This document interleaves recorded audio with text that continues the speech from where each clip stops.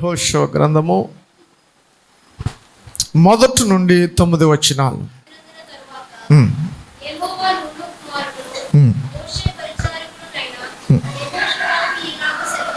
Right, చదువు.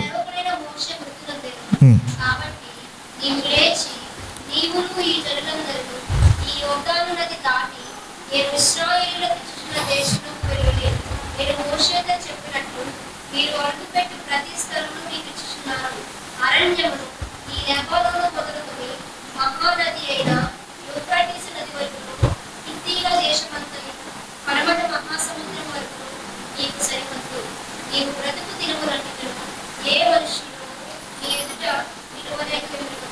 నేను మోషేకు తోడైనట్లు నీకు తోడైయుందును. నిన్ను విలువను, నిన్ను ఎడబాయను, నిబ్బరము కలిగి ధైర్యముగా ఉండుము. వారికి ఇచ్చేదనని నేను వారి పితరులతో ప్రమాణం చేసిన ఈ దేశమును నిశ్చయముగా నీవు ఈ ప్రజల స్వాధీనం చేసేదవు. అయితే నీవు నిబ్బరము కలిగి జాగ్రత్త పడి బహు ధైర్యముగా ఉండి నా సేవకుడైన మోషే నీకు ఆజ్ఞాపించిన ధర్మశాస్త్రమంతటి చొప్పున చేయవలెను.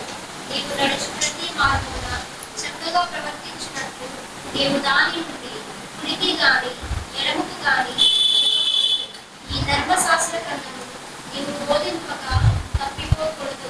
దానిలో రాయబడిన వాటన్నిటి ప్రకారమే చేయటం నీవు జాగ్రత్త పడినట్లు దివారాత్రము దాన్ని ధ్యానించిన ఎడల నీ మార్గమును వర్తిల్ల చేసుకుని చక్కగా ప్రవర్తించదు. నేను నీకు ఆజ్ఞ ఇచ్చి ఉన్నాను కదా, నిబ్బరము కలిగి ధైర్యముగా నువ్వు దిగులు పడుతును, చెడియకును. నీవు నడుచు మార్గమంతటిలో నీ దేవుడైన యెహోవా నీకు తోడై ఉన్నాడు. పరిశుద్ధాత్మ దేవుడు చదవబడిన వాక్యాన్ని మన పట్ల ఆయన సమృద్ధిగా నెరవేర్చును గాక. రైట్, చదివిన వాక్యం అర్థమైంది అనుకుంటున్నాను. ఇజ్రాయేలీలు ఐగుప్తు దేశం నుండి, బానిసత్వము నుండి, బానిస యొక్క బ్రతుకు నుండి, చెరసాల నుండి బయటకు వచ్చారు. మోషే నాయకత్వం ద్వారా వారంతా కూడా ఆయా భయంకరమైనటువంటి ఆ తెగుళ్ళ నుండి, లేకపోతే ఆ యొక్క ఫరో యొక్క చేతిలో నుండి, సాతాను చేతిలో నుండి ఆ దేశం నుండి బయటకు వచ్చి అరణ్యవాసములో సుమారుగా 40 సంవత్సరాలు ప్రయాణం చేసి వారు వెళ్ళవలసిన మార్గానికి ఇంకా దగ్గరగా ఉండగానే అంత సేవకుడైనటువంటి మోషే ఆ కానాను యొక్క ఆ దేశాన్ని చూచాడు, కానీ చేరుకోలేకపోయాడు. నెబో కొండ మీద మోషే చూశాడు. నెబో కొండ మీద చివరి లాస్ట్ మినిట్ ఆయన చూశాడు. చూసిన తర్వాత ఆ యొక్క ప్రదేశాన్ని చేరుకోలేకపోయాడు. కానీ ఒకటి గమనించాలి, ఆ మోషేకి దగ్గరగా ఉన్నటువంటి పరిచారకుడు అనగా ఆయన పేరు యెహోషువ అనగా యెహూ ప్లస్ హోషియా. హోషియా అంటే రక్షణ, సాల్వేషన్. హోషియా. యెహూ అంటే యావే అనగా యెహోవాయే. యెహూ ప్లస్ హోషియా, యెహోషువ అనగా యావే.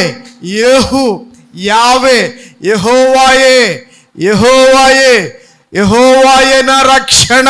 దేవునికి స్తోత్రం చెప్దాం. యెహోషువ అనగా యెహోవాయే నా రక్షణ, యెహోవాయే రక్షించేవాడు అనే అర్థము కలిగినటువంటి యెహోషువ గారు ఆయన మోషేకు పరిచారకుడిగా ఉన్నాడు. అయితే ఆయన మోషే గారు చనిపోయారు. మోషే గారు నెబో కొండ మీద చనిపోయారు. ఆయనే కాదు, గమనించాలి, ఆయనతో పాటు ఎవరైతే ఐగుప్తు దేశం నుండి దాటి వచ్చారో, ఎంత కాల్బలమైతే బయటికి వచ్చిందో, 20 లక్షలు అనుకుంటున్నాం, ఆ కాల్బలం అంతా కూడా ఎవరు కూడా కానాను దేశానికి వెళ్ళలేదు. ఇద్దరు మాత్రమే అడుగు పెట్టారు. వారిలో ఒకరు యెహోషువ, రెండోది కాలేబ్. మొదటిది యెహోషువ, రెండోది కాలేబ్. కాలేబు గురించి మనకు తక్కువగా ఉంటుంది, కానీ యెహోషువ కొరకు ఒక గ్రంథాన్ని రచించబడింది. యెహోషువ పేరున జీవ గ్రంథంలో ఒక బుక్ రాయబడి ఉంది. ఏమిటండి ఈయన గురించి? Yes, right. ఆయన ఎప్పుడైనా సరే మోషే గారితో పాటు ఈయన కూడా అందరూ ఒక దిక్కు ఉండేవారు. మోషే గారితో పాటు యెహోషువ కూడా వెళ్తూ ఉండేవాడు. ఎందుకండి అంత ప్రాముఖ్యత వచ్చింది? ఓ ప్రియమైన జనాంగమా, ఓ ప్రియమైన దేవుని జనాంగమా, దేవుని బిడ్డలారా గమనించాలి. అంటే ఏంటంటే సార్, ఎవ్వరూ కూడా ఆ కానాను దేశాన్ని చేరుకోలేకపోయారు. ప్రతి ఒక్కరూ దేవుని యొక్క మార్గాల్ని త్రోసిపుచ్చారు, దేవుని మాటను ప్రక్కతో పెట్టారు. ఈవెన్ మోషే కూడా త్రోవ తప్పాడు. ఎలాగా సార్? ఆ కొండ దగ్గరికి వెళ్ళి యెహోవా దేవుడు ఆ కొండ దగ్గరికి వెళ్ళి ఆ కొండతో మాట్లాడమన్నాడు. కానీ మోషే అన్నాడు ఆ కర్రతో కొట్టాడు. చాలా కోపం వచ్చింది దేవునికి.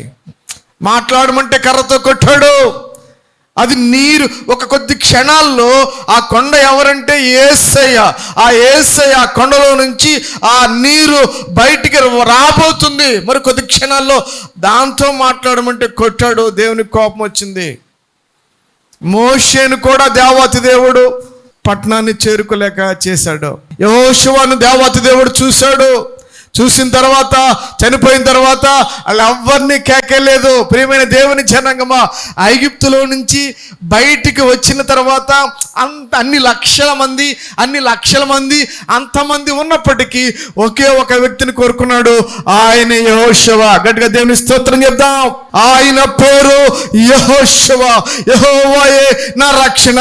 రైట్. ఇప్పుడు ఏం జరుగుతుందంటే దేవుడు ఎప్పుడైతే యెహోషువని కేకేశాడో యెహోషువకి దడ, యెహోషువకి భయం, ఒక అలాంటి ట్రెస్ ఫీల్ అవుతూ వచ్చాడు. ఏంటి పరిస్థితి? ఇంతవరకు ఈయన పేరు బయటికి రాలేదు, ఇంతవరకు ఈయనేంటో తెలీదు. మోషే పక్కన ఉండేవాడు అంతే. ఈయన పరిచారకుడే కాదు, is not a servant, but not is a soldier, అంటే సైనికుడు. ఆయన ఎలాగంటారేమో, మోషే అక్కడ కొండకి ఆ చేతులు ఎత్తినప్పుడు యుద్ధం చేసేది ఎవరంటే యెహోషువ. యెహోషువ యుద్ధం చేసేవాడు. మహాబలాశూరుడు యెహోషువ. రైట్. దేవాతి దేవుడు యెహోషువని కేకేశాడు, పిలుచుకున్నాడు, అంటున్నాడు. ఈ యొక్క అధ్యాయంలో యెహోషువ భయపడుతూ ఉండగా వాగ్దానం అయితే ఉంది. దేవుడు వాగ్దానం ఇచ్చాడు, మీరందరూ కూడా ఆ పట్టణానికి వెళతారు. దేవుడు అబ్రహాముకి ఆ వాగ్దానాన్ని బయలుపరిచాడు. నేను నీ సంతానాన్ని ఈ యొక్క అంతా కూడా విస్తరింపజేస్తాను, ఇసుక రేణువలు నీ సంతానం విస్తరింపజేస్తాను, ఆకాశ నక్షత్రం వలె నీ సంతానాన్ని వృద్ధి చేస్తారు అని చెప్పినటువంటి ఆ యెహోవా దేవుడు ఇప్పుడు ఈ క్షణములో నెరవేర్చబోయే క్షణం వచ్చింది. ఆ పని ఫినిష్ చేసేటువంటి ఆ క్షణం దగ్గరికి వచ్చింది. ప్రియమైన సహోదరులారా, ఇప్పుడు అంటున్నాడు యెహోవా దేవుడు యెహోషువని కేకేసి భయపడుతూ ఉన్నాడు. ఎలాగ చేరుకోవాలి ఈ పట్టణాన్ని, ఎలా తీసుకెళ్ళాలి ఈ మహా సైన్య సమూహాన్ని? 40 లక్షల మంది ఇప్పుడు ఉన్నారు. ఏ విధంగా తీసుకుని వెళ్ళాలంటే యెహోవా దేవుడు యెహోషువకు మంచి వాగ్దానాలు, బలపరిచే వాగ్దానాలు ఇచ్చాడు. ఆ వాగ్దానాలు దేవాతి దేవుడు ఈ మధ్యాహ్న సమయంలో మనకు కూడా నెరవేర్చబడును గాక. ఒకటి చూద్దాం. 1:3 యెహోషువ గ్రంథం. ఇప్పుడు చూద్దాం యెహోషువ గ్రంథం 1:3. మీరు అడుగు పెట్టు, అందరూ చెప్పండి ఒకసారి. ప్రతి స్థలమును మీకు ఇచ్చుచున్నాను. దేవుడు ఆదివార కాల సమయంలో మరి ఎవరికైతే వర్తిస్తుందో నాకు తెలీదు, మీరు అడుగు పెట్టే స్థలాన్ని దేవుడు మీకు ఇచ్చును గాక. నమ్మితే చేతులెత్తి దేవుని స్తోత్రం చెప్పు. నెంబర్ 2, 1:5.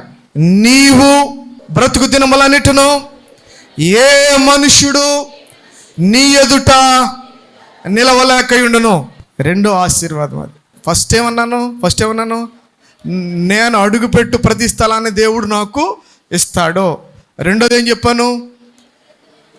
నీవు బ్రతుకు దిమ్మలన్నిటిని ఏ మనుషుడు నీ ఎదుట నిలవలేకుండా ఉండు. నెంబర్ త్రీ అదే వచ్చును. నేను మోషేకు తోడై ఉండినట్లు చెప్దాం. నేను మోషేకు తోడై ఉండినట్లు నీకును తోడై ఉందును. మీరేం చెప్పాలి? నీవు మోషేకు తోడై ఉండినట్లు. రైట్, అది అర్థం. అనువర్తించుకోవాలండి వాక్యాన్ని అనువర్తించుకోవాలి. ఆ వాక్యం వాళ్ళకే కదండి, ఇది వాక్యం ఈరోజు మనకి కూడా వర్తిస్తుంది. ఇది నువ్వు మోషేకు తోడై ఉండినట్లు నాకును తోడై యుందువు. 1:6 6వ వచనం. నిన్ను విడువను ఎడబాయను, నన్ను విడువవు ఎడబాయవు. 1:8 చివర అనమాట.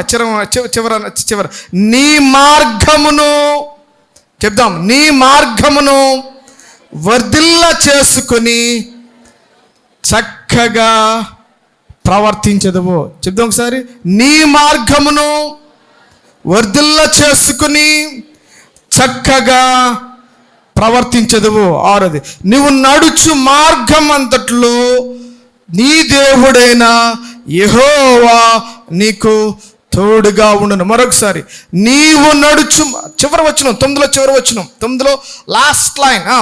నీవు నడుచు మార్గం అంతటిలో నీ దేవుడైన యెహోవా నీకు తోడై ఉండును. ఏం చెప్పారండి ఆశీర్వాదాలు? ఈ 6 ఆశీర్వాదాలు, ఈ 6 బ్లెస్సింగ్స్ దేవాతి దేవుడు ఇక్కడ కూర్చున్న వారికి ఏది అవసరమైతే దానిని దేవుడు మీకు సమృద్ధిగా అనుగ్రహించును గాక. ఆ వాగ్దానాల కొరకు మీరు చేత పట్టుకోండి, ప్రార్థన చేసుకోండి. దేవుడు చదవమన్నాడు, మీ ఎదుట చదివి వినిపించాను, ఆ తర్వాత మీ ఇష్టం. రైట్, అయితే అని ఉంటుంది. ఇవన్నీ ఇచ్చిన తర్వాత దేవుడు అబ్బాయి నీకు ఊరికి ఇచ్చేస్తున్నాను, నీకు ఎలా ఇచ్చేస్తున్నాను అనట్లేదు. అక్కడ ఆయన ఏమన్నాడంటే అయితే, ఎక్కడుందా మాట చూడండి, 7వ వచనం స్టార్టింగ్. నేను ఇస్తాను నీకు, నువ్వు అడుగు పెట్టే స్థలాన్ని నీకు ఇస్తాను, నువ్వు బ్రతుకు దినాలన్నింటిలో కూడా నీకు ఎదురు ఎవడు నిలవలేడు, నువ్వు నడిచే మార్గాలన్నింటిలో నీకు తోడై ఉంటాను. నేను మోషేకు తోడై ఉన్నట్లు నీకు కూడా తోడై ఉంటాను, నువ్వు వెళ్ళే మార్గాలన్నింటిలో కూడా నీకు తోడై ఉంటాను. అయితే ఎలాగుండాలంట? నీవు చూద్దాం 7వ వచనం ఫస్ట్ లైన్. నీవు నిబ్బరము కలిగి జాగ్రత్త పడి బహుధైర్యముగా నుండి నా సేవకుడైన మోషే నీకు ఆజ్ఞాపించిన ధర్మశాస్త్రం అంతటి చెప్పున చేయవలెను. నీవు నడుచు ప్రతి మార్గమున చక్కగా ప్రవర్తించినట్లు నీవు దాన్ని కుడికి కానీ ఎడమకు కానీ తొలగకూడదు. తర్వాత ఈ ధర్మశాస్త్రమును నీవు బోధింపక తప్పిపోకూడదు, దానిలో రాయబడిన వాటన్నిటి ప్రకారము చేయుటకు నువ్వు జాగ్రత్త పడినట్లు దివారాత్రము దాన్ని ధ్యానించిన ఎడల నీ మార్గం వర్ధలు చేసి చక్కగా ప్రవర్తించదువు. నేను నీకు ఆజ్ఞ ఇచ్చున్నాను కదా, నిబ్బరము కలిగి ధైర్యముగా నుండము, దిగులు పడకము. మరొకసారి మాట చెప్దామా? నిబ్బరము కలిగి ఎలా ఉండాలి? నిబ్బరము కలిగి ధైర్యముగా నుండము, దిగులు పడకము, జడియకము. ఇది మాత్రం కలిగి ఉండాలి. ఈరోజు నీవు నేను ఈ యొక్క వాగ్దానాల్ని స్వతంత్రించుకోవాలనుకుంటున్నాం. ఈ వాగ్దానాల్ని చేత పట్టుకుని వెళ్ళాలనుకున్న ప్రియమైన సహోదరుడు, ఆ సహోదరి, ఏదో భయం ఉంది, ఏదో లోపల నాకు ఇది అసలు అవుతుందా? హలో, మీరు అనుకుంటున్నారు వాగ్దానం చదివేశారు 6 వాగ్దానాలు, కానీ లోపల భయం ఉంటుంది.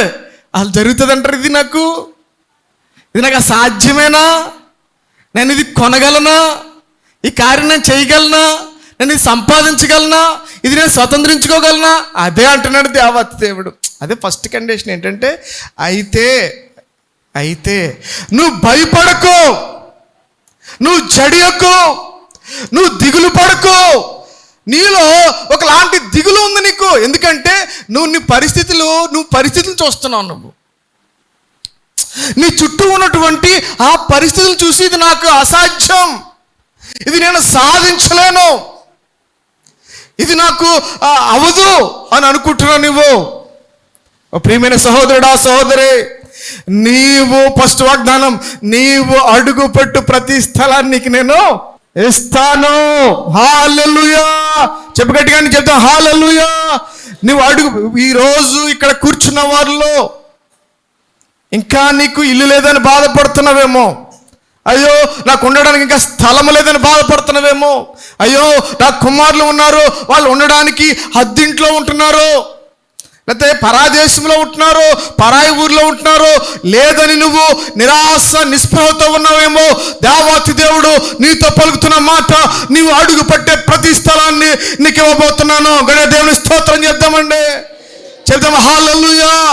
ఈరోజు నువ్వు కూడా అటువంటి బాధపడుతూ ఉంటే కనుక, అయ్యో నా కుమారులు మేము ఇరుకులో ఉంటున్నామండి, మాకు సరిపోవట్లేదండి, మాకు సఫిషియెంట్ ప్లేస్ లేదండి అని నువ్వు అనుకున్నట్లయితే దేవాతి దేవుడు అంటున్నాడు, ఎక్కడైతే అడుగు పెడతావు నేను ఆశీర్వదిస్తాను. స్తోత్రం కలుగును గాక. చెప్దాం, స్తోత్రం కలుగును గాక. నేను ఇంకా చెప్పను, ఒకసారి చాలా చాలా చాలా వచ్చాను, కానీ కొన్ని ఉదాహరణలు ఇస్తాను మీకు. ఇప్పుడు యోసేపు ఉన్నాడండి. యోసేపు ఎక్కడున్నాడు? అమ్మబడ్డాడు. అమ్మబడిన తర్వాత యోసేపు అమ్మబడిన తర్వాత ఎవరింటికి వెళ్ళాడు? పోతీఫర్ ఇంటికి వెళ్ళాడు. పోతీఫర్ ఇంట్లో యోసేపు ఎవరు? బానిస. అంట్లు తోముకునేవాడు, గేదెలు ఆవులు ఏదో మేపుకునేవాడు. దేవుడు యోసేపుని ఇంటికి ఏం చేశాడు? యజమానుడి కింద చేశాడు. అడుగు పెట్టాడు అంతే. యోసేపుకి ఏముందండి? యోసేపుకి అసలు ఏముందండి? అన్నదమ్ములు ఉన్నారా? అక్కచెల్లు ఉన్నారా? కుటుంబం ఉందా? ఏమీ లేదు. ఒంటరిగా వెళ్ళాడు, అడుగు పెట్టాడు చాలు. అడుగు పెడితే చాలు, అది నీదే. దేవునికి స్తోత్రం కలుగును గాక. అనగా అంటే ఇది నీకు దేవుడు సొంతంగా ఇచ్చలేని కాదండి.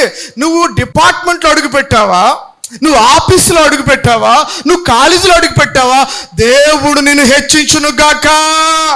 వాళ్ళంతా కూడా అండర్ యు మీ, నీ కిందకు వచ్చేస్తారు. వాళ్ళంతా కూడా నీ కింద.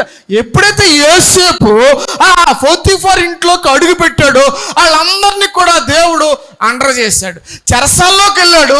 చెరసాల్లో ఉన్న వాళ్ళందరినీ కూడా ఎవరు అండర్ చేశాడు? యోసేపు అండర్ చేశాడు. చెరసాల్లోకి అడుగుపెట్టాడు. అడుగు పెట్టినా కన్నా అక్కడ కూడా యోసేపే. తర్వాత దేవుడు ఎక్కడ తీసుకెళ్ళాడు? దేవుడు చెప్పాలి, ఎక్కడ తీసుకెళ్ళాడు? సింహాసనాన్ని తీసుకెళ్ళాడు. అది దేవుడు ఇచ్చాడు. స్తోత్రం చెప్తాం గట్టికని. యోసేపుకు చేసిన దేవుడు నీకు చేయలేడా? మన విశ్వాసాన్ని పెంచుకోవడానికి చెప్తాను ఈ మాటలు నేను. నువ్వు వాగ్దానం పట్టుకున్నావు, ఈరోజు వాగ్దానాన్ని చదివావు, ఈ వాగ్దానం నా పట్ల నెరవేర్చాలని కోరుకుంటున్న ప్రియమైన సహోదరుడా, సహోదరి, దేవుడు మాట్లాడుతున్నాడు. ఒక యోసేపుని ఎదురుగున పెట్టాడు. యోసేపు అడుగు పెట్టాడు, స్వతంత్రించుకున్నాడు. దేవునికి స్తోత్రం చెప్తాం గట్టిగానే, చెప్తాం గట్టి. దేవుని స్తోత్రం చెప్పు. ఈరోజు అదే వాగ్దానంతో నీ బిడ్డల కొరకు ప్రార్థన చేయి.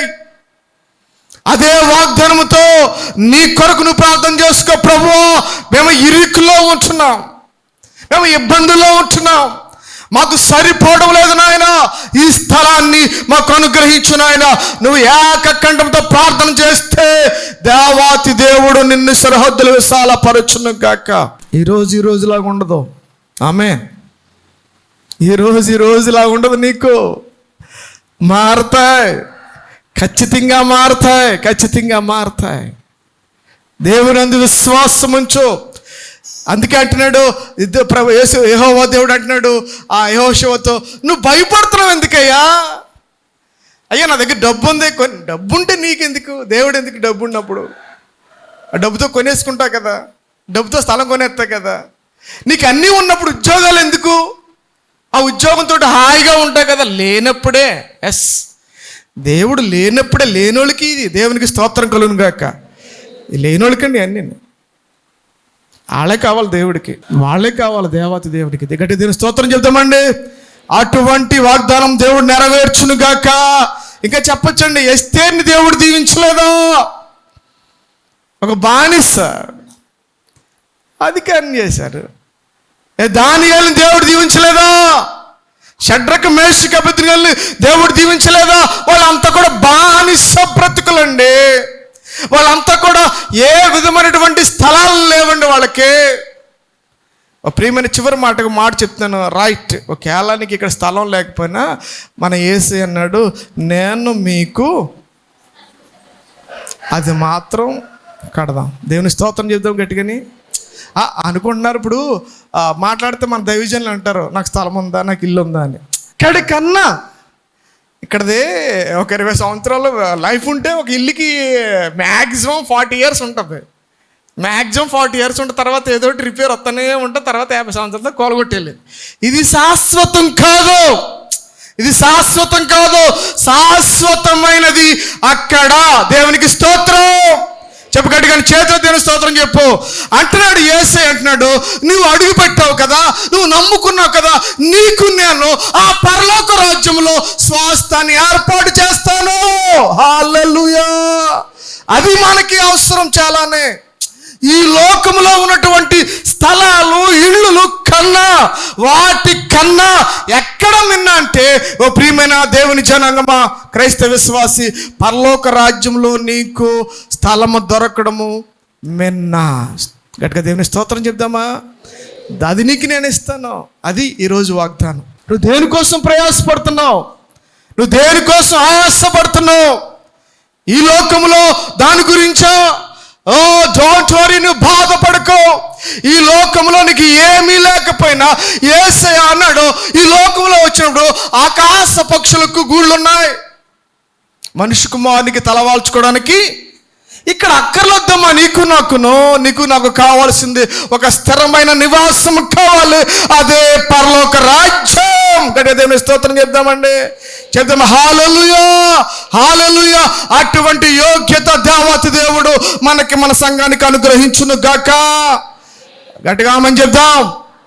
రెండవది, నీవు బ్రతుకు దినములన్నిటిను ఏ మనుష్యుడు నీ ఎదుట నిలవలేక ఎండును. నువ్వు బ్రతికి దినాలన్నిట్లో కూడా ఈరోజు నేను నీ శత్రు కోసం భయపడుతున్నా. ఎవడో ఉన్నాడు, నీ ఇంటి పక్కన ఉంటాడు, నీ వీధిలో ఉంటాడు, మీ ఊర్లో ఉంటాడు, నీ ఆఫీసులో ఉంటాడు, నీ కాలేజీలో ఉంటాడు. నువ్వు మాట్లాడితే వాడు అడ్డేస్తూ ఉంటాడు, నువ్వు ముందుకెళ్తే వాడు కాదంటాడు. ఏమండి, నువ్వు ఇందాక చక్కని కీర్తనండి, వాడు వండర్ఫుల్ శామ్స్ అది. ఆడు ఎదిగిపోతూ ఉంటాడు, మనం ఎక్కడే ఉంటాం. వాడు ముందుకెళ్ళిపోతూ ఉంటాడు, మనం ఎక్కడే ఉంటాం. అందుకే అంటున్నాడు, నువ్వు బ్రతుకు దినములన్నిటిను ఏం చేస్తాను, నీ ఎదుట ఎవడు కూడా నిలవడు. వాడు నిలవలేడు. సాతానుగాడు కూడా అలాగనుకున్నాడు, యేసు ప్రభువును అణిచేద్దాం అనుకున్నాడు. యేసయ్య ఎప్పుడైతే ఆ యేసయ్య ఆ మరణాన్ని గెలిచి తిరిగి లేచాడో, సాతాను తల త్రక్కబడింది. గట్టిగా దేవుని స్తోత్రం చెప్దాం. ఇంకా ఎందుకు మనం భయపడుతున్నావు? నీ శత్రు కోసం భయపడద్దు. ప్రియమైన జనాంగమా, నీ శత్రువు ఎంత బలవంతుడైనప్పటికీ, నీ శత్రువు నీ మీద కాని మాటలు పలుకుతున్నాడు, నీ మీద చెడ్డ అంతా కూడా పుకారు చేస్తున్నాడు, నీ మీద ఈ శత్రువు ఏం చేస్తున్నాడంటే నీ మీద లేనిపోని అప్రందాన్ని వేస్తున్నాడు. నువ్వు చెడ్డోడు అని, నువ్వు ఇటువంటివాడు అని నీ మీద పెడుతూ ఉన్నాడు. భయపడకో. నీ శత్రువు కోసం భయపడుతున్నావా? నీ శత్రువు అవతల ఎంత పెద్దోడైనప్పటికీ, ఎంత బలవంతుడైనప్పటికీ, ఎంత అధికారం ఉన్నప్పటికీ, నీ శత్రువుకి ఎంత అధికారం ఉన్నప్పటికీ, దావీదు గొల్యాతుని చంపినట్లుగా, దేవునికి స్తోత్రం కలుగును గాక. దావీదు గొల్యాతుని చంపినట్లుగా. గొల్యాతు ఎక్కడ, దావీదు ఎక్కడ? గొల్యాతు పొజిషన్ ఏంటి, దావీదు పొజిషన్ ఏంటి? ఇంతమంది సైన్య సమూహం ఉన్నారు, అక్కడే చిన్నవాడు, బాలుడు. ఏ ఆయుధాలు లేవు, ఏ కవచాలు లేవు, ఏమీ లేవు. జీవమగల దేవుని ఎదుట ఈ సున్నితి లేని ఫిలిష్తీయుడు ఎంత? జీవమగల దేవుని మనం కలిగి ఉన్నాం. మన దేవుడు జీవమగల దేవుడు. ఎంత పెద్ద శత్రువైనా జయం మనదే. దేవునికి స్తోత్రం. దేవుడు మన పక్షమునుండగా మనకి విరోధి ఎవడు? నీకు విరోధముగా రూపొందించబడిన ప్రతి ఆయుధాన్ని దేవాతి దేవుడు విరగొట్టును గాక. మనకి విరోధంగా రూపొందించబడిన ప్రతి ఆయుధాన్ని దేవుడు విరగొట్టును గాక. అటువంటి శత్రు బాధలను దేవుడు తప్పించును గాక. నెంబర్ త్రీ, నేను మోషేకు తోడైనట్లు నీకును తోడైండును. అదే ఆరో కూడా అదే, నీవు నడుచు మార్గం అంతటిలో నీ దేవుడిని యెహోవా నీకు తోడైండును. మన దేవుడు తోడుగా ఉన్న దేవుడు. స్తోత్రం చెప్తాం గట్టికని, స్తోత్రం చెప్పు. హల్లెలూయా చెప్పు గట్టికని, హల్లెలూయా. మన దేవుడు ఇమ్మానుయేలు దేవుడు, తోడుగా నుండే దేవుడు, నీకు ఎప్పుడు తోడుగా ఉండి నడిచే దేవుడు. ఎవరండి మనకు తోడు? ఇబ్బంది వచ్చినప్పుడు మనకు ఎవరండి తోడు? ఆపద వచ్చినప్పుడు ఎవరండి మనకు తోడు? ఇరుకులో ఉన్నప్పుడు ఎవరండి మనకు తోడు? యెహోషువతో అంటున్నాడు దేవదేవుడు, నీకు నేను తోడుగా ఉంటాను. ఈరోజు అంటున్నాడు, నీ పేరు పెట్టి పిలుస్తున్నాడు, నీకు నేను తోడుగా ఉంటాను. మీరు వచ్చిన చదవండి, యోసేపు యొక్క జీవితంలో కూడా యెహోవా యోసేపుకు తోడై ఉండెనని ఉంటుంది. యెహోవా యోసేపుకు ఎలా ఉండెను? తోడై ఉండెను. కాబట్టి యోసేపు తన మార్గం అంతట్లో కూడా వర్ధిల్లెను. దేవునికి స్తోత్రం కలుగును గాక. చెప్తాం గట్టిగా హల్లెలూయా. తోడుగా ఉన్న దేవుడు, తోడై ఉన్న దేవుడు. సారేపతి వెలువరాలు తన కుమారుడు భయంకరమైనటువంటి ఆ యొక్క కరువు బాధకు తట్టుకోలేక ఆ పొలంలోకి వెళ్ళి పుల్లలు ఏరుకుని ఆ పూటకి చనిపోదాం అనుకున్న ఆ యొక్క బ్రతుకులో తండ్రి చనిపోయాడు కదా, భర్త చనిపోయాడు, తన కుమారుడు తన ఉంది, కొద్దిగా పిండి ఉంది, నూనె ఉంది, చనిపోదాం ఇంకా అయిపోయింది. ఎందుకంటే వర్షాలు లేవు, లోకమంతా కరువుతో వ్యాపించి ఉంది. ఇప్పుడు ఏం చేయాలని ఆలోచన చేస్తుండగా దేవుడు మాట్లాడాడు. ఎప్పుడైతే ఆ అప్పం దేవుడి దగ్గర తెచ్చింది, ఎలీషా దగ్గర తెచ్చారు, వెంటనే ఆ పిండి తరిగిపోలేదు, నూనె తరిగిపోలేదు, సమృద్ధిగా దేవుడు వారికి అనుగ్రహించాడు. గడి దేవుని స్తోత్రం చెప్దామండి. తోడుగా ఉన్న దేవుడు నీకు తోడై ఉంటాడమ్మా. అయ్యో ఇరుకులో ఉన్నావు, ఆపత్తులో ఉన్నావు, సరిపోవట్లేదు, నీ సంపాదన నీకు సరిపోవట్లేదు, నీ జీతం నీకు సరిపోవటం లేదు, భయంకరంగా అప్పులైపోతున్నావేమో నువ్వు, బిడ్డలు వచ్చే సమస్యలను బట్టి, వచ్చే అనారోగ్యాలను బట్టి, చేయవలసిన పనులు బట్టి ఏంటి ఈ పరిస్థితి ఎలాగని అనుకుంటున్నావేమో. మన దేవుడు నీకు తోడై ఉండి నడిపించును గాక. చెప్తామండి హల్లెలూయా. అవును ప్రియమైన సహోదరుడు, ఇంకో ఉదాహరణ నేను చెప్పగలను. హాగరు ఉంది అమ్మ. ఎవరండి? హాగరు. ఏం చేశారంటే బిడ్డ పుట్టిన తర్వాత ఏం జరిగింది? ఆ బిడ్డని, ఆ హాగర్ని పట్టుకుని అబ్రహాము బయటికి తీసుకెళ్ళి వదిలిపెట్టేశాడు. నీళ్ళ బుడ్డి ఇచ్చాడు, ఆహారం ఇచ్చాడు. ఎంతకాలం వస్తుంది? ఎడారి. అది అంత ఎడారి అయితే అబ్రహాం చూసుకున్నాడు, అందరూ వదిలిపెట్టేశారు. ఇప్పుడు ఏంటి పరిస్థితి? ఎలాగా? కళ్ళెదురుగుండా బిడ్డ చనిపోతున్నాడు. కొద్ది క్షణాల్లో నేను చూడలేను, ఈ బిడ్డ మరణాన్ని నేను చూడలేను, నా కళ్ళెదురుగుండగా బిడ్డ చచ్చిపోతే నేను ఉండలేను, ఏంటి పరిస్థితి అని చెప్పేసి ఆ బిడ్డ నాకు వదిలిపెట్టేసి దూరంగా వెళ్ళిపోయి మొరపెడుతుంది హాగరు. ఎవరు చూశారండి? దేవాతి దేవుడి రోజు నీకు తోడై ఉండి నడిపించును గాక. ఎటువంటి ఇబ్బందులు ఉన్నాయేమో నువ్వు.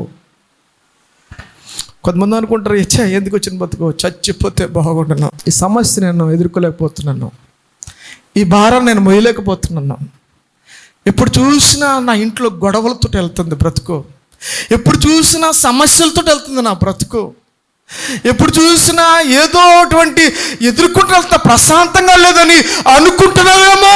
ఎందుకు ఇక ఈ బ్రతుకు చచ్చిపోదాం అనుకుంటున్నావేమో. ప్రియమైన సహోదరుడు, ఆ సహోదరి, నా దేవుడు అంటున్నాడు, నీకు నేను తోడుగా ఉంటాను, నువ్వు భయపడద్దు నా ప్రియ కుమారుడా, నా ప్రియ కుమార్తె, నువ్వు భయపడకు, నువ్వు నేను తోడుగా ఉంటాను. గడియ దేవుని స్తోత్రం చెప్తామండి. నేను ఇమ్మానుయేలు దేవుడును, నేను నీ యొక్క అప్పుల భారం నుండి తొలగించగల సమర్థుడను, నీకున్న రోగం నుండి బాగు చేయ సమర్థుడను, నీకున్న సమస్యల నుండి, అయ్యో భయంకరమైన సమస్యలతో బాధపడుతున్నావు ఈరోజు. నీకు నిద్ర సరిగ్గా పట్టడం లేదు, నీకు అసలు మనశ్శాంతి లేకుండా అయిపోతుంది. నీకున్న సమస్యలు ఒకదాని తర్వాత ఒకటి నిన్ను ముంచేస్తున్నాయి. ఎలాగా ఈ బ్రతుకని బాధపడుతున్నావేమో, దేవాతి దేవుడు నీకు తోడయుండి నడిపించును గాక. నేను ఇంకా ముందుకి వెళ్ళొచ్చు కానండి, నేను కొన్ని విషయాలు యెహోషువ జీవితంలో చూపెడతాను. నేను అదర్లు ఎక్కువ చూపించవచ్చు, కానీ అసలు ఈ వాగ్దానాన్ని ఎవరేండి, ఈ వాగ్దానం దేవుడు ఎవరికి ఇచ్చారు? యెహోషువకి ఇచ్చాడు. ఆయన ఈ వాగ్దానాన్ని యెహోషువకి ఇచ్చాడు. ఈ యెహోషువ ఈ వాగ్దానాలు, ఈ 6 వాగ్దానాన్ని పొందుకోవడం గల కారణం, అయితే అన్నాడు కదా, అయితే ఏం చేశాడంట? ఇప్పుడు యెహోషువ యొక్క జీవితంలో ఆయన ఏమేం చేశాడో ఒక 5 సంఘటనలు మీ ఎదుట పెడతాను. ఒక 5 సంఘటనలు మీ దగ్గర పెడతాను. ఏం చేశాడు అసలే? ఈ వాగ్దానాన్ని పొందుకోవడానికి ఇంతగా యెహోషువ ఆ యొక్క కానాను దేశానికి వీళ్ళందరినీ తీసుకెళ్ళడానికి గల కారణం నెంబర్ 1 ఏంటంటే, ఇంక అదర్ కన్నా, ఎందుకంటే నా గుండెకు టైం షార్ట్ అయిపోతుంది. యెహోషువ గ్రంథము 3వ అధ్యాయము 5వ వచనం చదవండి ఒకసారి. మరియు యెహోషువ, రేపు యెహోవా మీ మధ్య అద్భుత కార్యములు చేయును గనుక మిమ్మును మీరు పరిశుద్ధపరచుకున్నాడని జనులకు ఆజ్ఞ ఇచ్చెను. అమ్మా, ఏం చేయాలంటండి? మనల్ని మనం ఏం చేయాలి? ఫస్ట్ ఆఫ్ ఆల్ అందరు చెప్పండి, ఏం చేయాలంటండి? అది యెహోషువ చేసిన పని ఏంటి? ఆ వాగ్దానాన్ని పొందుకోవడానికి యెహోషువ చేసిన పని ఏంటంటే, అందరితో అంటున్నాడు, అయ్యో ఇదిగో మనం వెళ్ళబోతున్నాం, దాన్ని స్వతంత్రించుకోబోతున్నాం, ఆ వాగ్దాన దేశంలోకి వెళ్ళబోతున్నాం. కాబట్టి మనం ఏం చేయాలంటే పరిశుద్ధపరచుకోండి. దేవునికి స్తోత్రం చేద్దాం గట్టిగాని. ఓ ప్రియమైన సహోదరుడు, ఆ సహోదరి, రైట్, దేవాతి దేవుడు నీ వాగ్దాన్ని పట్ల ఖచ్చితంగా నెరవేర్చగలడు. రైట్, ఆయన సమర్థుడు, నెరవేరుస్తాడు. అయితే కండిషన్ నెంబర్ 1, నువ్వు పరిశుద్ధపరచబడ్డావా? పరిశుద్ధపరచుకోండి. మన హృదయాలను పరిశుద్ధపరచుకుందాం. ఎక్కడైనా లోపం ఉందేమో మన హృదయాల్ని, మన జీవితాల్ని ఒకసారి ఆలోచన చేసుకో. బాధపడుతున్నావు, నీ సమస్యలతో బాధపడుతున్నావు, రోగాలతో బాధపడుతున్నాం, అప్పులతో బాధపడుతున్నాం, శత్రుతో బాధపడుతున్నాం, ఇరుకులో బాధపడుతున్నాం, ఎవరు తోడు లేదని బాధపడుతున్నాం, ఎవరు దిక్కు లేదని బాధపడుతున్నాం. దేవాదేవుడు అంటున్నాడు, ముందు నువ్వు పరిశుద్ధపరచుకో, నీ జీవితాన్ని పరిశుద్ధపరచుకో. నెంబర్ టూ అదే అధ్యాయము 11వ వచనం చదవండి ఒకసారి.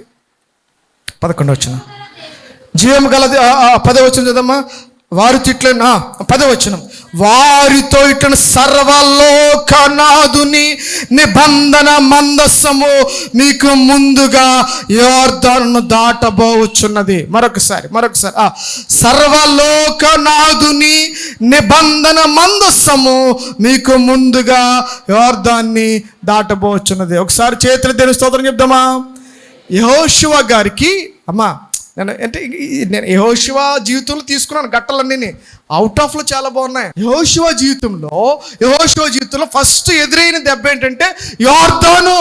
అమ్మా, ఏమొచ్చింది? యోర్దాను దాటాలి. యెహోషువకి ఎక్స్పీరియన్స్ ఉందంటే ఉంది, ఎర్ర సముద్రం దాటిన ఎక్స్పీరియన్స్ ఉంది. ఏముంది? అప్పుడు మోషే ఎర్ర సముద్రం దాటాడు. ఏమెత్తాడు అక్కడ? ఏం పెట్టాడండి ఎర్ర సముద్రం ముందు? ఏం పెట్టాడండి? అప్పుడు తన చేతి కర్రని పట్టుకున్నాడు, చాచాడు అలాగా. అప్పటికి మందస్సం లేదు, అప్పటికి ధర్మశాస్త్రం లేదు. ఇప్పుడు ధర్మశాస్త్రం ఉంది, మందస్సం ఉంది. ఎప్పుడైనా నీకు సమస్య వచ్చినప్పుడు, బాధ వచ్చినప్పుడు నువ్వు ముందుగా ఎవరి దగ్గర పెట్టాలి? ఎవరు ఉండాలి నీ ముందు? దేవుడు ఉండాలి. అది గట్టిగా దేవుని స్తోత్రం చెప్తామండి. నీకు సమస్య ఉంది, సాధించాలి, రైటే. యోర్దాను ఎదురుగుండా ఉంది. ఓ ప్రియమైన సహోదరుడు, ఆ సహోదరి, యెహోషువ జీవితంలో ఏది ముందుంచుకున్నాడంటే మందస్సాన్ని ముందు పెట్టుకున్నాడు. నీవు నేను కూడా ఆ వాగ్దానాన్ని పొందుకునే ప్రియమైన సహోదరుడు, ఆ సహోదరి, నువ్వు అడుగు పెట్టే స్థలాన్ని నువ్వు పొందుకోవాలంటే, నీ ఎదురుగుండగా ఏ శత్రు నిలవకుండా ఉండాలంటే, ఆ దేవత దేవునికి తోడుగా ఉండాలంటే, ఆ మోషేకు తోడుగున్న దేవుడు నీకు తోడుగా ఉండాలంటే ఎవరి ముందు ఉండాలి? నీ ముందు ఎవరు ఉండాలి? చెప్పాలి. నీ ముందు ఎవరు ఉండాలి? దేవుడు. ఏదైనా వివాహ కార్యక్రమం వచ్చింది, ఎవరు ఉండాలి? దేవుడు ముందు ఉండాలి. నువ్వు ప్రయాణం చేస్తున్నావు, ఎవరి ముందు పెట్టాలి? నువ్వు దేవుడు ముందు పెట్టుకోవాలి. నువ్వు ఏదన్నా నీ ముందు పరీక్షలకు వెళ్తున్నావు, ఎవరు ఉండాలి నీ ముందు? దేవుడు ఉండాలి. ప్రార్థన అది ముందు ఉండాలి నువ్వు. అంతేకాకుండా నీ సొంత టాలెంటు అన్నీ పెట్టుకుంటే అది అవ్వదండి. అది నేను బాగా చదివేసుకున్నాను కదా, నేను చదివేశాను కాబట్టి బాగా రాసేస్తాను, నాకు అన్నీ ఉన్నాయి కాబట్టి ఈ కార్యక్రమం అయిపోతుంది, అవతలలో అంతా కూడా అయిపోతుంది కాబట్టి ఇది అయిపోతుంది. అవ్వదు. హాస్పిటల్కి వెళ్తున్నాం, డాక్టర్లు అన్ని బాగా వైద్యం చేసేస్తారు కాబట్టి ఇది అయిపోతుంది. అవ్వదు. దేవుణ్ణి ముందు పెట్టుకుని వెళితే అది దేవుడు సఫలపరచును గాక. ఎస్, చెప్పండి అమ్మా. ఫస్ట్ మనం పరిశుద్ధపరచుకోవాలి. రెండోది దేవుణ్ణి ముందు ఉంచుకోవాలి. దేవుణ్ణి ముందు పెట్టుకుంటే అప్పుడు దేవుడు మన కార్యాన్ని సఫలపరచును గాక. చెప్తాం హల్లెలూయా. 5వ అధ్యాయము 2వ వచనం, 5వ అధ్యాయం 2వ వచనం చూద్దాం ఒకసారి.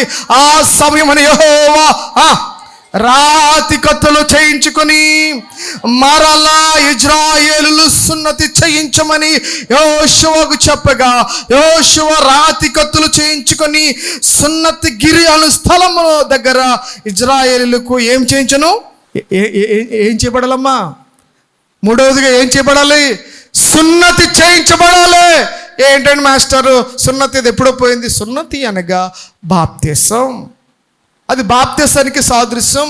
అప్పుడు ఏంటంటే సున్నతి చేయించుకునేవారండి. సున్నతి పురుషులందరూ వాళ్ళ యొక్క కత్తులు తీసుకుని సున్నతి చేయించు. ఇప్పటికీ కూడా ముస్లింలో ఆ ఆచారం ఉంది, అది మనదే.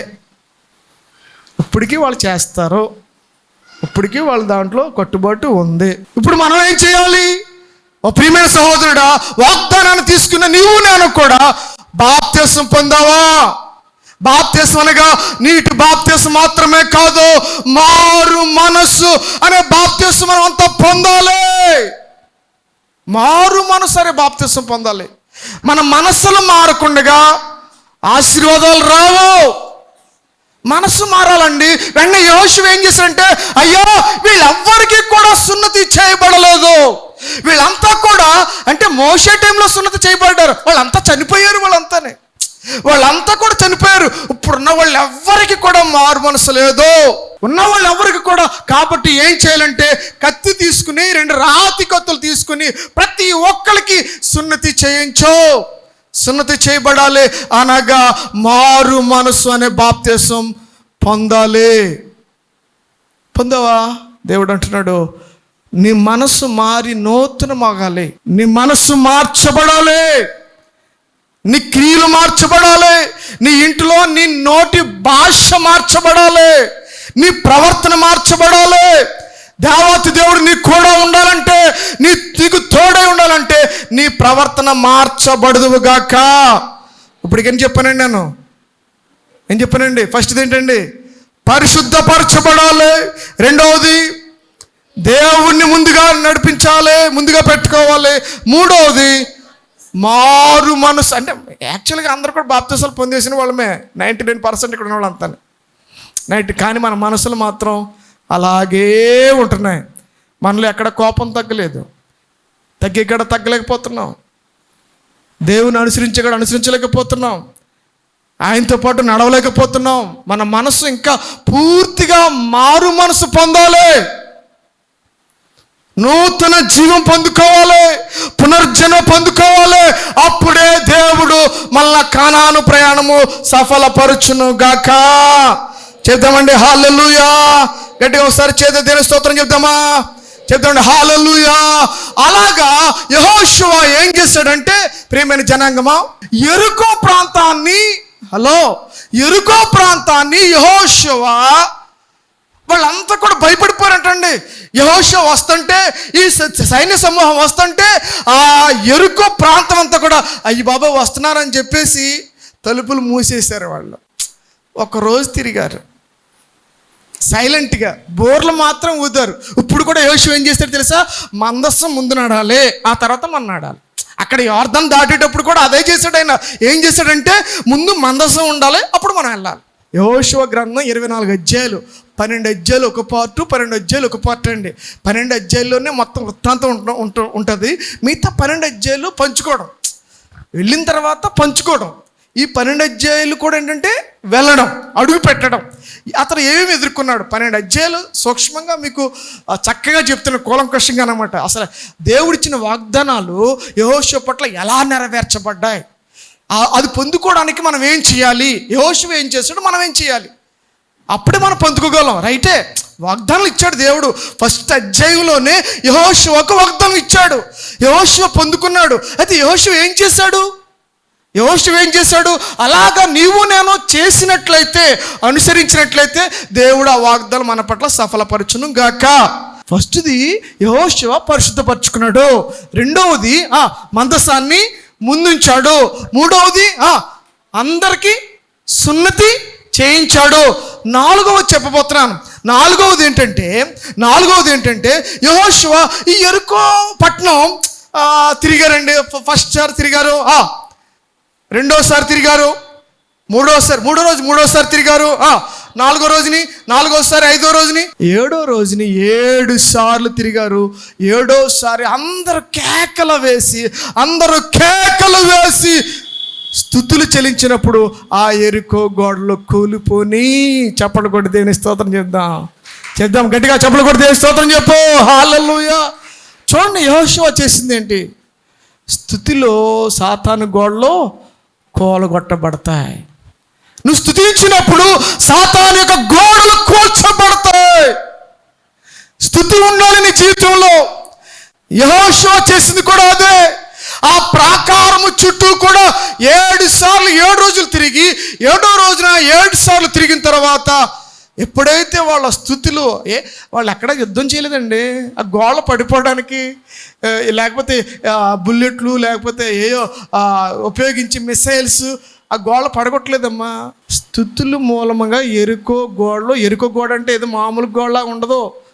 పైన 2 బళ్ళు తిరుగుతాయి. 2 మనకు బస్సులు తిరిగే వే ఎలా ఉంటుంది, అంత వెడల్పు కలిగి ఉంటుంది. అంత పైన ఇల్లు కట్టుకోవచ్చు. గోడ మీద ఇల్లు కట్టుకోవచ్చు. రహాబ్ అని వేశ్య గోడ మీద ఇల్లు కట్టింది. అంత వెడల్పు ఉంటుంది. అటువంటి బలమైన గోడ స్తుతి ద్వారా కూల్చబడింది. స్తోత్రం కలుగును గాక. అది యెహోషువకు మరి ఎలాగది? అప్పుడు దేవుడు యెరికోని దేవుడు ఇచ్చేశాడు. దేవునికి స్తోత్రం చెప్తాం గట్టిగాని. ఎప్పుడు ఇచ్చాడు? ఆ యెరికోని ఎప్పుడైతే స్తుతించారో, ఎప్పుడైతే దేవుడు స్తుతించారో అప్పుడు దేవుడు యెరికోని ఇచ్చాడు. బాగా ఉంది, రైట్. 4 అయిపోయినాయి. 5వది యెరికోని వాళ్ళు బాగానే కూల్చేశారు, బాగానే ఉంది. నాకు ఎదురుకుండా కనపడుతుంది కూడా ఏంటంటే అది హాయి. ఏంటంటే ఇంకోటి హాయ్ అనుకున్నారు.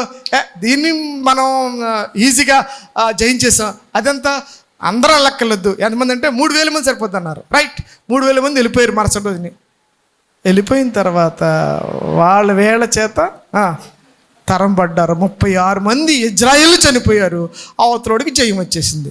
ఏం జరిగింది? ప్రియమైన సహోదరుడు, ఇక్కడే పాఠం నేర్చుకోవాలి. నువ్వు వాగ్దానం ఇచ్చాడు దేవుడు. ఈరోజు వాగ్దానం తీసుకున్నావు, ఒకవేళ నెరవేర్చబడట్లేదు నీ జీవితంలో అంటే ఏం చేసావు?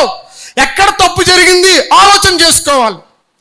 ఇప్పుడు దేవుడు నీకు వాగ్దానం ఇచ్చాడు, నువ్వు అడుగు పెడుతున్నావు, నీకు ఇస్తానన్నాడు, నీకు ఒక స్థలానికి నీ ఇస్తానన్నాడు, లేకపోతే నీ ఎదురుగుండగా నువ్వు బ్రతుకు దినాల్లో ఏ మనుషుడు నీకు నిలవలేకుండా ఉంటానని చెప్పాడు, నీకు నేను తోడుగా ఉంటానన్నాడు, నువ్వు నడిచే మార్గాలన్నింటిలో నీకు తోడై ఉండి ఉంటున్నాడు, వర్ధిల్ల చేస్తానన్న దేవుడు ఇప్పుడు ఎందుకు వర్ధిల్లట్లేదు, ఎందుకు తోడుగా ఉండట్లేదు? అమ్మా ఏం చేశారు వాళ్ళు? శపితమైన దానిని కొంత దాచుకుని, ఎవరో అందరు తెలుసు కదండి, అందుకే నేను మాటలు చెప్పేస్తాను, అందరూ తెలుసు కదా. ఆకాను ఏం చేశాడంటే శపితమైన దాన్ని కొంత ఉంచుకుని ఏం చేశాడు? గుడారములో దాచుకున్నాడు. కాబట్టి ఒకసారి 7:12 చదవండి. ఒకసారి 7:12. కాబట్టి ఇజ్రాయేలీయులు శాపగ్రస్తులై తమ శత్రువులు ఎదుట నిలువలేక తమ శత్రువులు వెనుకకు తిరిగిరి. శాపగ్రస్తులైన వారు మీ మధ్య నుండకుండా మీరు వారిని నిర్మూలన చేస్తేనే తప్ప నేను మీకు తోడై ఉంటానా ఉండనా? ఉండను. అది అక్కడ ఉంటా.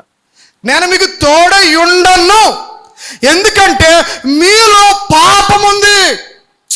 మీలో పాపం పెట్టుకున్నావు. నువ్వు పాపం పెట్టుకుని ఇవంతా కోరుకుంటున్నావు. నువ్వు ఆశీర్వాదాలు కావాలంటున్నావు, వాగ్దానాలు నెరవేర్చబడాలంటున్నావు. ఓ ప్రియమైన సహోదరుడు, సహోదరి, బైబిల్ గ్రంథం హెచ్చిస్తుంది ఏంటంటే, ప్రభువా నాలో ఈ పాపాన్ని తొలగించు అని ఒప్పుకో. ప్రభువా నాలో ఈ చెడు స్వభావం ఉంది నాయనా, నేను ఒప్పుకుంటున్నాను నాయనా అని ఒప్పుకుంటే కనుక దేవుడు ఖచ్చితంగా ఆ కార్యాన్ని పట్ల నెరవేర్చునుగాక. ఓ ప్రియమైన దేవుని జనంగమా, వాగ్దానాన్ని స్వతంత్రించుకునే ముందు నీలో ఏదైనా పాపం ఉందేమో స్వపరీక్ష చేసుకో. ఎప్పుడైతే యెహోషువ ఆ ఆకారును కేకేసి, అబ్బా ఏం చేసావంటే అతను చెప్పేశాడు, అయ్యా నేను కొంత దొంగిలించాను, నా గుడారంలో పెట్టానంటే, వెంటనే యెహోషువ కుటుంబాన్ని రాళ్లతో కొట్టి చంపేసిన తర్వాత దేవుడు హాయి పట్టణాన్ని దేవుడు వారికి అనుగ్రహించాడు. అర్థమైందండి? అంటే దేవుని స్తోత్రం చెప్దామా? ఎప్పుడైతే మనలో కొంత పాపం ఉంటుందో వాగ్దానాలు మనం రావండి దగ్గరికి. దేవుడు వాగ్దానం ఇచ్చాడు, రైటే. దేవుడు నీకు ఒక మంచి బలమైనటువంటి వాగ్దానం ఇచ్చాడు. దాన్ని సంపాదించుకోవాలంటే నువ్వు ఖచ్చితంగా నీలో ఏదైతే కనుక ఆ పాపం ఉందో ఆ పాపాన్ని తొలగించుకుందువుగాక. నేను చెప్పేస్తాను. ఇంకా 2 ఉన్నాయండి. ఇంకొక రెండు మాత్రమే. 5 నిమిషాల్లో ముగిస్తాను. 2 ఉన్నాయి. ఏం చేశాడు యెహోషువ అంటే, యెహోషువ 8వ అధ్యాయం 14 వచనం. 30 చదువు, 30 లేదా 34 చదువు. 34 చదువు. ఈ ధర్మశాస్త్ర గ్రంథములో రాయబడిన వాటన్నిటిని బట్టి, ఈ ధర్మశాస్త్ర వాక్యములన్నిటినీ అనగా దాని దీవెన వచనయు దాని శాప వచనమును చదివి వినిపించెను. స్త్రీలను పిల్లలను వారి మధ్య నుండి పరదేశులను వినుచుండగా యెహోషువ సర్వ సమాజమును ఎదుట మోషే ఆజ్ఞాపించిన వాటన్నిటిలో చదవక విడిచిన మాట ఒకటియు లేదు.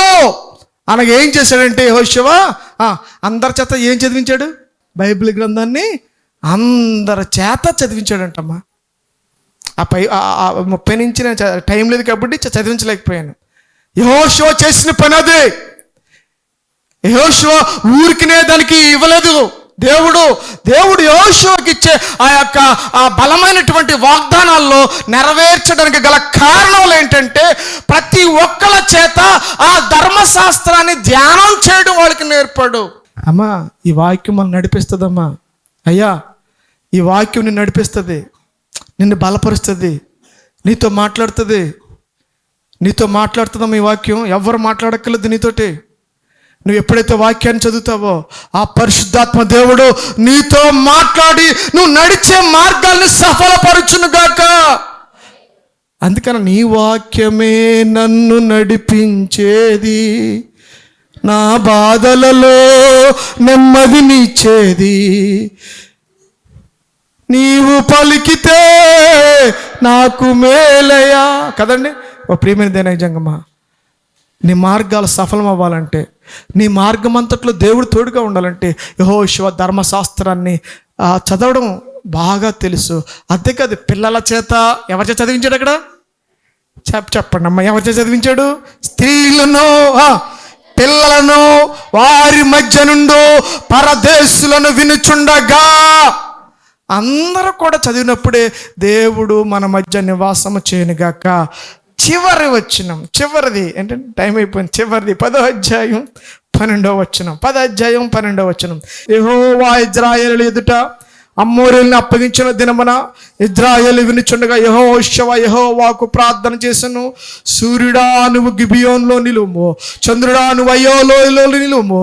జనులు తమ సొత్తుల మీద పగ తీర్చుకున్న వరకు సూర్యుడు నిలిచెను, చంద్రుడు ఆగెనని మాట యాషీరు గ్రంథం రాయబడినది. సూర్యుడు ఆకాశ మధ్యమున నిలిచి ఇంచుమించు ఒక నాడల్లో అస్తమింప త్వరపడలేదు. యెహోవా ఒక నరుని మన వినిన ఆ దినం వంటి దినము దానికి ముందే కానీ దాని తర్వాత కానీ ఉండలేదు. అంటే యెహోషువ ఏం చేశాడమ్మా? ప్రార్థన ఉండాలి. యెహోషువ చేసిన అనుభవాల్లో ఘట్టాలు మీకు చూపించాను నేను మీకు. ఈ వాగ్దానాలు యెహోషువ ఒక నరుని ప్రార్థన దేవుడు విన్నాడంటే యెహోషువ ఎంత విశ్వాసంతో ప్రార్థన చేశాడో. ఇంకా అలాగే అసలు ఎప్పుడు జరగలేదంట. అయ్యో సూర్యుడా నువ్వు ఆగిపో అంటే ఆగిపోయింది, చంద్రుడా నువ్వు ఆగిపో అంటే సర్వ సృష్టి మీద అధికారం కలుగు చేశాడు యెహోషువకి. గట్టిగా చేతెత్తి స్తోత్రం చెప్పు గట్టిగాని.